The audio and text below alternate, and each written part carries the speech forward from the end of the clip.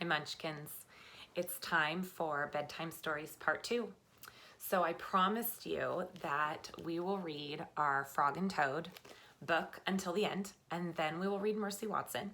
And I know that I had promised you guys a buttered toast party, and who knows when that will be. If we have to have it in August, we'll have it in August. If we have to have it in September, we'll have it in September. But we can also do it right here over YouTube. Or one day maybe we'll do it over Zoom, okay? So first we have to read through Frog and Toad. So you can get cozy, you can invite your little brothers and sisters in, because today's first chapter that we're reading is called A List. So if you have this book, we are now in Frog and Toad together. You see that? Frog and Toad together. And we are gonna read A List, which is the first chapter. One morning, Toad sat in bed. Have you noticed that Toad is always in bed? I have many things to do, he said. I will write them all down on a list so that I can remember them. Toad wrote on a piece of paper, a list of things to do today. Then he wrote, wake up. I have done that, said Toad. So he crossed out, wake up. There it is, crossed it out. Then Toad wrote other things on the paper. A list of things to do today. Wake up, eat breakfast, get dressed, go to Frog's house, take walk with Frog, eat lunch, take nap, play games with Frog, eat supper, go to sleep.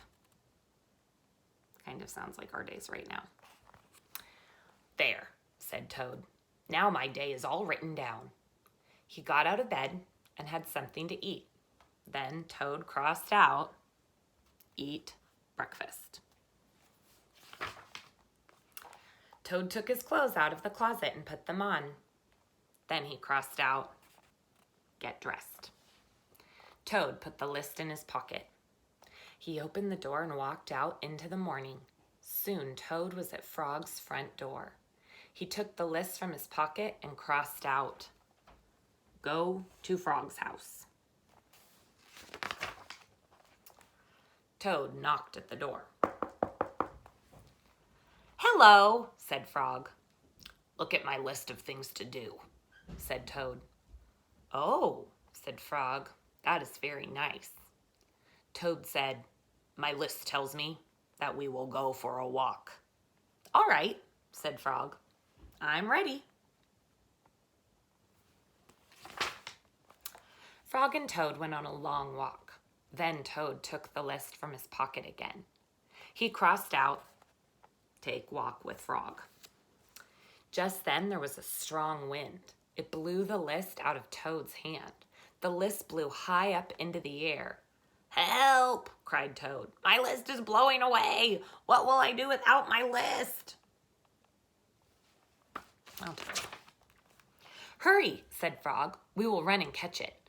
No, shouted Toad. I cannot do that. Well, why not? Asked Frog. Because, wailed Toad, running after my list is not one of the things that I wrote on my list of things to do. Frog ran after the list.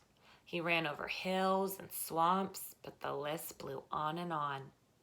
At last, Frog came back to Toad. I am sorry, gasped Frog, but I could not catch your list.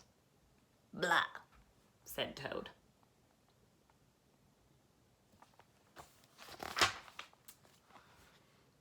I cannot remember any of the things that were on my list of things to do. I will just have to sit here and do nothing, said Toad. Toad sat and did nothing. Frog sat with him.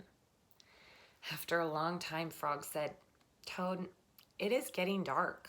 We should be going to sleep now. Go to sleep, shouted Toad. That was the last thing on my list. Toad wrote on the ground with a stick, go to sleep. Then he crossed out, go to sleep. There, said Toad. Now my day is all crossed out. I'm glad, said Frog. Then Frog and Toad went right to sleep. Toad, what are you going to do with him? Next chapter, the garden.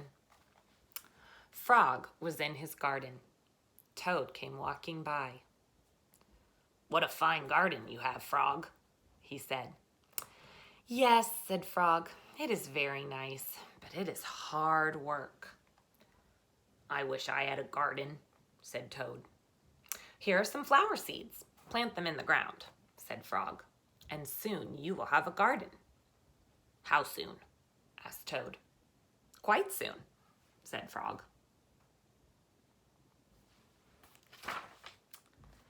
Toad ran home. He planted the flower seeds. "Now, seeds," said Toad. "Start growing." Toad walked up and down a few times. The seeds did not start to grow. Toad put his head close to the ground and said loudly, "Now, seeds, start growing." Toad looked at the ground again. The seeds did not start to grow.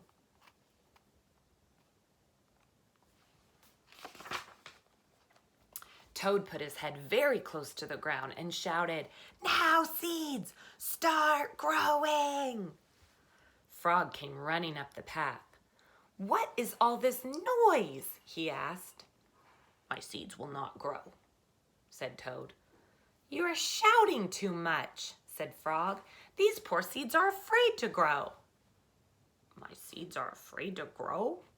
asked Toad. "Of course," said Frog. "Leave them alone for a few days. Let the sun shine on them. Let the rain fall on them. Soon your seeds will start to grow."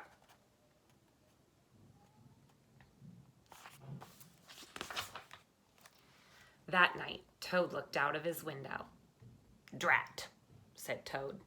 "My seeds have not started to grow. They must be afraid of the dark." Toad went out to his garden with some candles. "I will read the seeds a story," said Toad. "Then they will not be afraid." Toad read a long story to his seeds.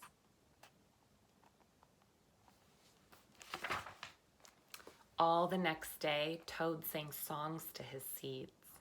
And all the next day, Toad read poems to his seeds. And all the next day, Toad played music for his seeds. Toad looked at the ground.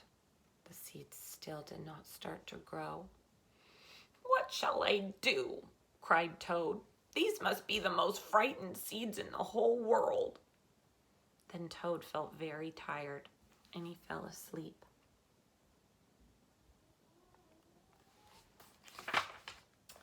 "Toad, Toad, wake up," said Frog. "Look at your garden."